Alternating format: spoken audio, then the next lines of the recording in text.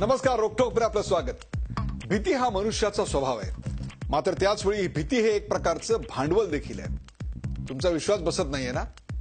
मात्र माणसाच्या याच भीतीचं भांडवल करून आजवर कोट्यावधींची उलाढाल होत आली आहे। श्रद्धेचा बाजार मांडला गेला आणि तो आजही सुरू आहे। अशाच एका भीतीच्या भांडवलाचा नुकताच खुलासा झाला। नारायण बळी, नाग बळी, कालसर्प, साडेसाती यापैकी कुठलाही शब्द ऐकलेला नाही असा कुणी सामान्य आता हा कार्यक्रम बघत नसणार। सर्वसामान्यांची पाचावर धारणा असे शब्द आपल्या समोर ज्योतिषानं सांगितले की बसते।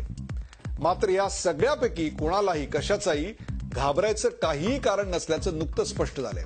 औरंगाबादमध्ये भरलेल्या ज्योतिष परिषदेत या सर्व गोष्टी म्हणजे थोतांड असल्याचं ज्योतिषांनी सांगितलं।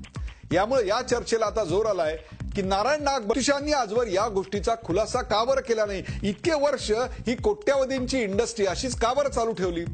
अशा प्रकारची शांती करून देणारी ही एक मोठी इंडस्ट्री आपल्याकडे कार्यरत आहे का? आणि असतील तर मग त्यातले घटक नेमके कोण? अशा प्रकारच्या गोष्टींना शास्त्रीय आधार आहे का? आणि ज्योतिषांनीच आता याविरुद्ध आवाज उठवल्यानं असे प्रकार बंद व्हायला मदत होईल का? यासारख्या असंख्य प्रश्नांचा वेध घेऊया कालसर्प, श्रद्धा की बाजार या खास कार्यक्रमात।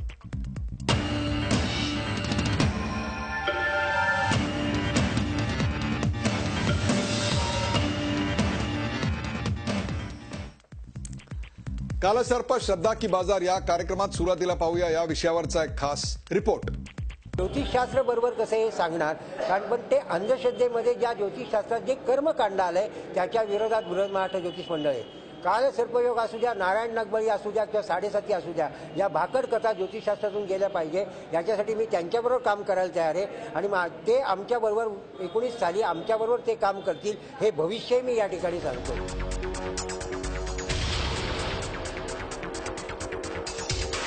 ऐका, नारायण, नागबळी, कालसर्प, साडेसाती हे सारं काही ज्योतिषातील थोतांड असल्याचा दावा कुणी केलाय पहा। हे आहेत ज्योतिष मुक्त विद्यापीठाचे कुलपती आणि नुकत्याच औरंगाबादेत झालेल्या 20व्या अखिल भारतीय ज्योतिष संमेलनाचे अध्यक्ष नंदकिशोर जकातदार। एरवी आयुष्यात काही संकट आली, वाईट काळ सुरू असेल तर ज्योतिषी सरळ आपल्याला या पूजा करायला सांगतात। हजारो लोक या पूजा करतात सुद्धा आणि या पूजांमधून त्यांचे प्रश्न सुटतील असा भाबडा विश्वास देखील त्यांना असतो। मात्र या पूजांमध्ये काहीही तथ्य नसल्याचा दावा आता ज्योतिष मंडळाच्या अध्यक्षांनीच केलाय। तर या सगळ्या पूजा माणसांच्या भल्यासाठीच कराव्या लागतात, त्यात वावगं ते काय असा प्रश्न या क्षेत्रातले गुरुजी विचारतायत।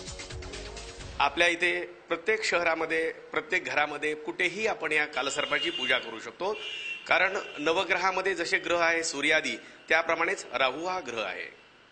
तसेच या कालसर्पाची पूजा केल्यानंतर विविध लोकांना विविध अनुभव येतात। जर कुणी अतृप्त असं गेलेलं असेल तर घरामध्ये, तर त्याचं तृप्ती मिळण्यासाठी, त्याला मुक्ती मिळण्यासाठी हा नारायण नागबली विधी केला जातो।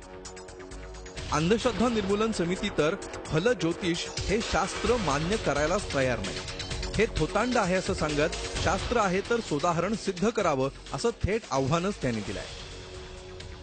फल ज्योतिषामध्ये काहीही तथ्य नाही, तो सायन्सने चावून उरलेला चोथा कचरा म्हणून त्याला फेकून दिलेला आहे।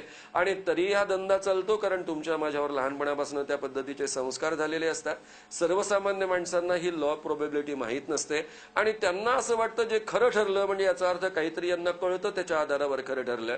म्हणून माझी सगळ्या ज्योतिषांवर विश्वास असणाऱ्या माणसांना एक विनंती आहे, एखाद्या तरुण मुलगा जो अपघातामध्ये मरतो त्याची कुंडली घ्या, खरी कुंडली ज्योतिषानंच बनवलेली, आणि ज्योतिषाकडे घेऊन जा आणि सांगा माझ्या पुतणी करता, भाची करता हे स्थळ सांगून आलेलं आहे, ही भाचीची कुंडली, दोन्ही खऱ्या कुंडल्या त्याच्या पुढे द्या।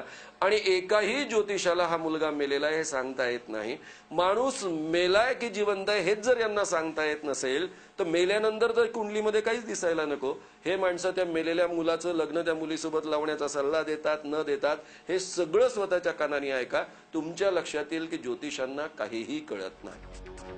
अनेकांचा अशा कर्मकांडांवर विश्वास नसतो, मात्र बऱ्याचदा ज्येष्ठांच्या, कुटुंबियांच्या किंवा नातलगांच्या दबावापोटी लोक अशी शांती करतात।